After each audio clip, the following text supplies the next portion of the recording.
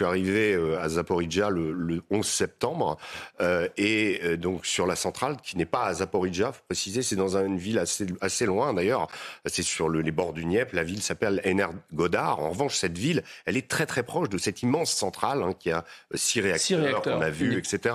Mais il faut comprendre que la ville où se trouve en majorité des personnels, des familles, des personnels travaillant dans la centrale ou des ingénieurs, se trouve à peine 1 kilomètre. Donc il y a un tissu urbain juste à côté. Et quand on est arrivé, évidemment, les autorités russes nous ont expliqué que les bombardements venaient d'en face, donc du Dniepr, de l'autre côté du Dniepr, qui est tenu par les Ukrainiens.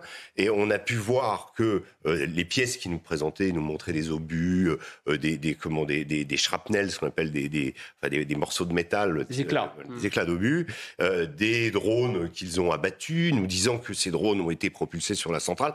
Bon, sans vraiment, quand on y allait, voire de preuves que la centrale avait bien été touchée. En fait, elle a été touchée, mais c'est surtout son système d'évacuation électrique qui d'ailleurs est très problématique.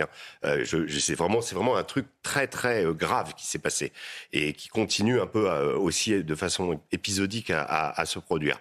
En revanche, à la suite de ça, nous avons pu les gens qui nous accompagnaient sont allés au centre de l'administration et nous, on a pu se promener en marchant dans la ville.